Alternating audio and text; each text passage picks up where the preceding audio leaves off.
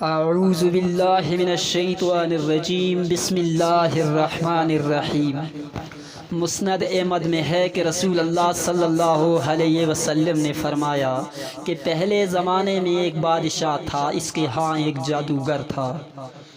جب جادوگر بوڑھا ہوا تو اس نے بادشاہ سے کہا کہ میں اب بوڑھا ہو گیا ہوں اور میری موت کا وقت قریب آ رہا ہے، مجھے کوئی بچہ سونپ دو، میں اسے جادو سکھا دوں۔ چنانچہ ایک ذہین لڑکے کو وہ تعلیم دینے لگا۔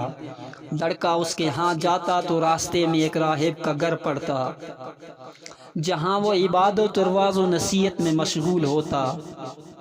یہ بھی کھڑا ہو جاتا اور اس کے طریقہ عبادت کو دیکھتا اور وعظ سنتا۔ آتے جاتے یہاں رک جایا کرتا تھا۔ جادوگر بھی مارتا اور باپ بھی، کیونکہ وہاں وہ دیر سے پہنچتا اور یہاں بھی دیر سے آتا۔ ایک دن بچے نے راہب کے سامنے یہ شکایت پیش کی تو راہب نے کہا، جب جادوگر تم سے پوچھے کہ کیوں دیر ہو گئی تو کہنا کہ گھر والوں نے روک لیا تھا، اور اگر گھر والے بگڑ جائیں تو کہنا کہ جادوگر نے روک لیا تھا۔ یوں ہی ایک زمانہ گزر گیا کہ ایک طرف تو وہ جادو سیکھتا تھا اور دوسری طرف کلام اللہ یعنی اللہ کا دین سیکھتا تھا۔ ایک دن یہ دیکھتا ہے کہ راستے میں ایک زبردست ہیبت ناک سانپ پڑا ہے، جس نے لوگوں کی آمد رفت بند کر رکھی ہے۔ ادھر والے ادھر اور ادھر والے ادھر ہیں، اور سب لوگ ادھر ادھر پریشان کھڑے ہیں۔ اس نے اپنے دل میں سوچا کہ آج موقع ہے کہ میں امتحان لوں، راہب کا دین خدا کو پسند ہے یا جادوگر کا جادو۔ اس نے ایک پتھر اٹھا کر اور یہ کہہ کر اس پر پھینکا کہ اے خدایا، اگر تیرے نزدیک راہب کا دین جادوگر کی تعلیم سے زیادہ محبوب ہے تو اس جانور کو اس پتھر سے ہلاک کر دے، تاکہ لوگوں کو اس بلا سے نجات مل جائے۔ پتھر لگتے ہی وہ جانور ہلاک ہو گیا اور لوگوں کا آنا جانا شروع ہو گیا۔ اور پھر لڑکے نے جا کر راہب کو خبر دی۔ اس نے کہا، پیارے بچے، آج کے دن تو مجھ سے افضل ہے، اب خدا کی طرف سے تیری آزمائش ہوگی، اگر ایسا ہوا تو لوگوں کو میری خبر نہ کرنا۔ اب اس بچے کے پاس حاجت مند لوگوں کا تانتا لگ گیا۔ اس کی دعا سے مادرزاد، اندھے، کوڑی، جذامی اور ہر قسم کے بیمار اچھے ہونے لگے۔ بادشاہ کے ایک نابینا وزیر کے کان میں یہ بات پڑی۔ وہ بڑے بڑے تحائف لے کر حاضر ہوا اور کہنے لگا کہ مجھے شفا دے دے تو یہ سب کچھ تجھے دے دوں گا۔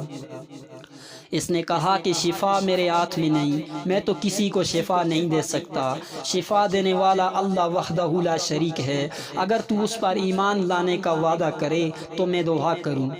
اس نے اقرار کیا، بچے نے اس کے لیے دعا کی، اللہ نے اسے شفا دے دی۔ وہ بادشاہ کے دربار میں آیا اور جس طرح پہلے کام کرتا تھا اسی طرح کام کرنے لگا۔ اس کی آنکھیں بالکل روشن تھیں۔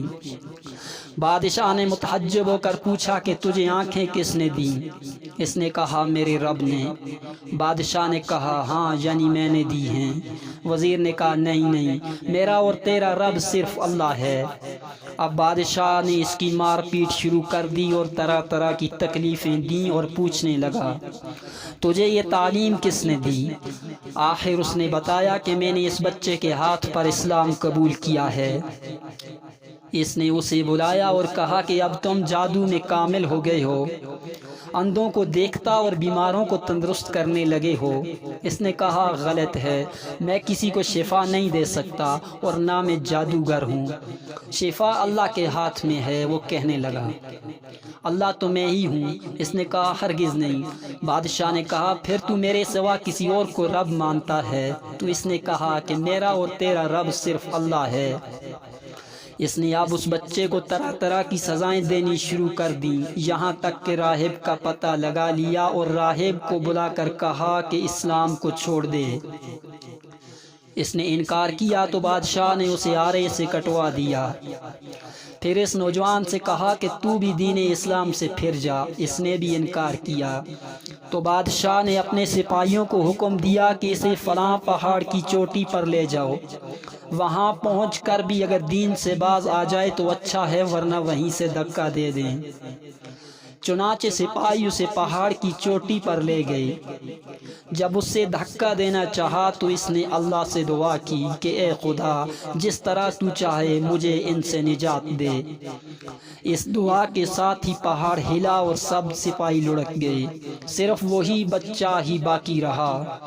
وہاں سے بادشاہ کے پاس گیا۔ بادشاہ نے کہا، یہ کیا ہوا؟ میرے سب سپاہی کہاں ہیں؟ بچے نے کہا، خدا نے مجھے بچا لیا اور وہ سب ہلاک ہو گئے۔ بادشاہ نے اپنے دوسرے سپاہیوں کو حکم دیا کہ اسے کشتی میں بٹھا کر لے جاؤ اور سمندر میں پھینکاؤ۔ یہ لوگ اسے لے کر چلے۔ بیچ سمندر کے پہنچ کر جب اسے پھینکنا چاہا تو پھر وہی دعا کی، یا اللہ، جس طرح تو چاہے مجھے ان سے بچا۔ دعا کے ساتھ ہی موج اٹھی اور سارے کے سارے سپاہی سمندر میں ڈوب گئے، صرف وہی بچہ باقی رہا۔ پھر وہ بادشاہ کے پاس آیا اور کہنے لگا، میرے رب نے مجھے بچا لیا، اور اے بادشاہ، تو چاہے جتنی بھی تدبیریں کرے تو مجھے ہلاک نہیں کر سکتا۔ صرف ایک صورت ہے، جس طرح میں کہوں، اگر تو اس طرح کرے تو میری جان نکل سکتی ہے۔ اس بچے نے کہا، تمام لوگوں کو ایک میدان میں اکٹھا کرو اور پھر کھجور کے تنے پر مجھے سولی چڑھا دو، اور تیر کو میری کمان پر چڑھاؤ اور بسم اللہ رب ھذا الغلام، یعنی اللہ کے نام سے جو اس بچے کا رب ہے، پڑھ کر تیر میری طرف پھینکو، وہ مجھے لگے گا اور میں مر جاؤں گا۔ بادشاہ نے یہی کیا۔ تیر بچے کی کن پٹی میں لگا۔ اس نے اپنا ہاتھ اس جگہ رکھ لیا۔ چاروں طرف سے یہ آوازیں بلند ہونے لگیں، ہم اس بچے کے رب پر ایمان لائے۔ یہ حال دیکھ کر بادشاہ کے ساتھی بڑے گھبرائے اور کہنے لگے، ہم تو اس بچے کی ترکیب سمجھے ہی نہیں، دیکھیے اس کا کیا اثر ہوا کہ لوگ دین اسلام میں داخل ہو گئے۔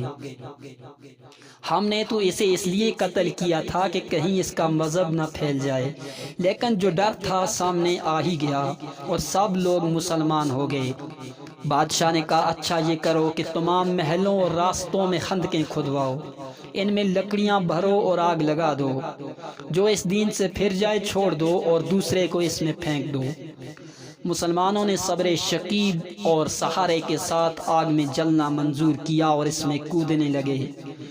البتہ ایک عورت جس کی گود میں دودھ پیتا چھوٹا سا بچہ تھا، ذرا جھجکی تو اس بچے کو خدا نے بولنے کی طاقت دی۔